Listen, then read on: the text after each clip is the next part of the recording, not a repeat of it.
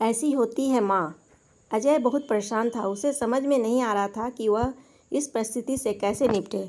वह अपनी माँ से बहुत प्यार करता था, किंतु उसकी पत्नी और बच्चे उसकी माँ से दूर भागते थे, क्योंकि उसकी माँ की एक आँख नहीं थी, साथ ही उसकी कमर भी झुकी हुई थी।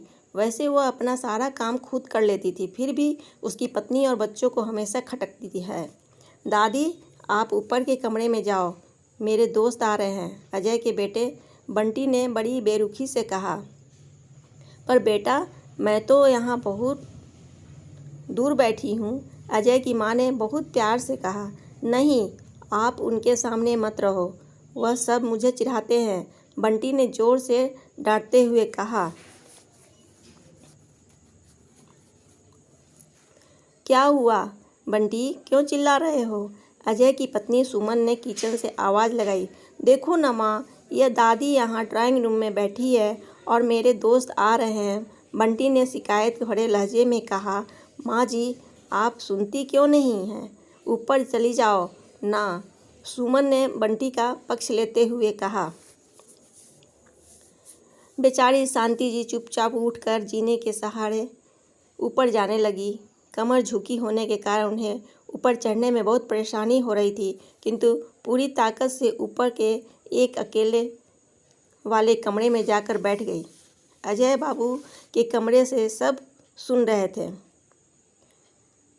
उसे कष्ट हो रहा था कि उसकी माँ को अपमानित होना पड़ रहा है, लेकिन वह असहाय था। अगर कुछ कहता तो पत्नी और बच्चे उसका विरोध करने लगते। दूसरे उनके तर्क भी सही लगते हैं, क्योंकि वह एक प्रशासनिक अधिकारी था। उसका सामाजिक स्तर भी बहुत ऊंचा था। उसकी ससुराल भी एक ऊंचा घराने में थी, अतः वह चुपचाप इस तरह हर दिन अपनी माँ को अपमानित होते हुए देखता रहता था। रात को अजय की पत्नी ने कहा, देखो जी, आप कुछ करो। कल कलेक्टर साहब की पत्नी आई थी। माँ जी अपनी देसी अंदाज में उनसे मिली। मुझे बहुत शर्म आ रहा था, बताते हुए कि यह मेरी सास है। मैंने कह दिया कि दूर की रिश्तेदार है, इलाज कराने आई है। अजय को रोना आ गया, किंतु फिर भी वह चुपचाप रहा। उसे समझ में नहीं आ रहा था कि वह क्या करे। अपने बेटे की मनोस्थिति को शांति जी अच्छी तरह से जानती थी और बेटे को कोई कष्ट ना हो, इसलिए वह हर बात चुपचाप से सहती थी। अजय बहुत उदास रहने लगा। एक तरफ परिवार और सामाजिक स्तर पर जीने की प्रतिबद्धता थी, तो दूसरी ओर आखिर माँ से अपने बेटे की यह हालत नहीं देखी गई। एक दिन उसने अपने बेटे से कहा, अजय, बहुत दिन हो गए हैं, मैं अपने गांव जाना चाहती हूँ, मुझे वहाँ पहुँचा दो। मेरा यहाँ मन नहीं लग रहा है। किंतु माँ, वहाँ तो कोई नहीं है, तुम्हारी देखभाल कौन करेगा? अजय ने आश्चर्य से पूछा। अरे, सब गांव के लोग हैं ना, और वह तुम्हारे मामा जी जो उसी गांव में रहते हैं, और फिर हम सारी व्यवस्थाएं कर आएंगे ना, सुमन बोली। उनको तो जैसे मन की मुराद मिल गई हो। हाँ बेटा, बहू सही कह रही है, शांति जी ने लंबी सांस लेते हुए कहा।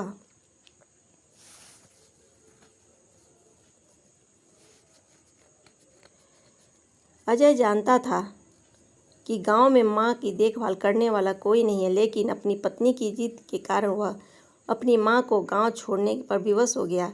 माँ को गांव छोड़ कर आते वक्त उसे रोना आ रहा था और अपनी बेबसी पर गुस्सा भी आ रहा था, लेकिन परिवार और समाज ने उसके इस मनोभाव को दबा दिया। कुछ दिनों बाद उसके चाचा, जो कि अमेरिका में रहते थे, आने वाले थे। जब अजय बहुत छोटा था, उसके पिता जीवित थे, तब वह भारत आए थे और उसके बाद वह भारत आने वाले थे। पूरा परिवार और आस पड़ोस बहुत उत्साहित था। अमेरिका से अजय के डॉक्टर चाचा आ रहे थे। डॉक्टर महेश ने जैसे ही घर में कदम रखा, सबने मिलकर बहुत ही उत्साह से उनका स्वागत किया। क्यों अजय, भाभी नहीं दिख रही है, कहाँ है? डॉक्टर मनीष ने उत्सुकता से पूछा। जी, वह गांव में रहती है, उनका यहाँ मन नहीं लगा, सुमन ने सपाट लहजे में उत्तर दिया। डॉक्टर महेश ने अजय की ओर देखा तो अजय ने अपनी आंखें नीचे झुका ली।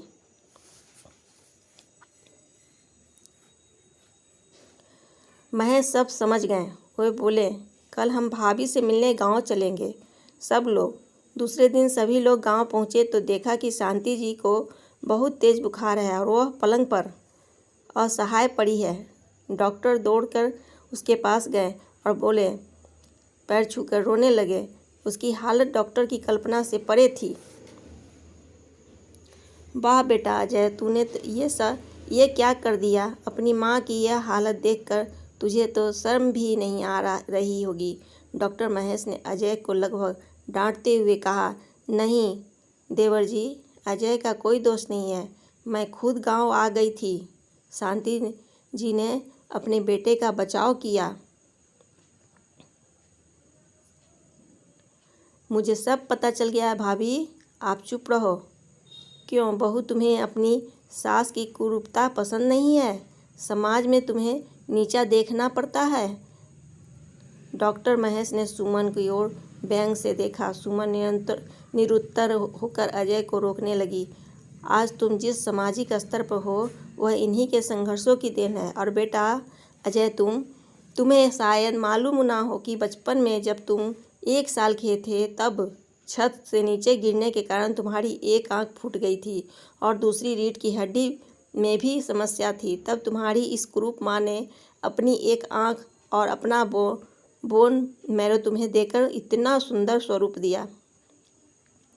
सुमन बेटा, इतने सालों तक संघर्ष करके बेटे को प्रशासनिक अधिकारी बनाने वाली इस संघर्षशील औरत की तुम लोगों ने यह दशा कर दी। तुम्हें ईश्वर कभी माफ़ नहीं करेगा। डॉक्टर महेश की आंखों में आंसुओं की धारा बह रही थी। भाभी मेरे साथ अमेरिका जाएगी, इन स्वार्थी लोगों के बीच नहीं रहेगी। डॉक्टर महेश ने शांति जी से कहा। अजय को तो मानो काटो तो खून नहीं।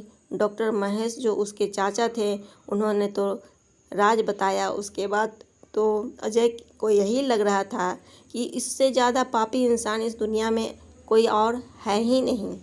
वह दौड़ता गया और माँ के कदमों से लिपट गया और बोला, माँ, मेरा अपराध अक्षम्य है।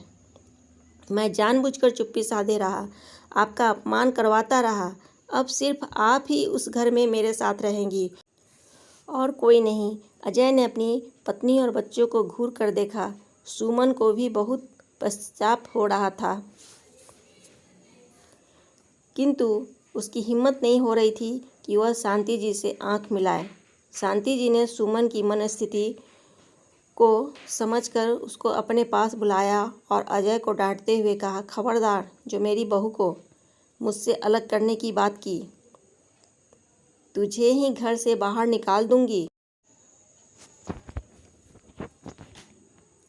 शांति जी की बात सुनकर सुमन और बच्चे दौड़कर उनके पैर पर गिर पड़े और अपने किए की माफ़ी मांगने लगे। माँ का हृदय, उन्होंने सबको माफ़ कर दिया। उसके बाद अजय माँ को लेकर वापस घर आ गया। आपको यह कहानी कैसी लगी? अच्छी लगी तो इसे लाइक, शेयर करें और चैनल को सब्सक्राइब करें। Thanks for watching.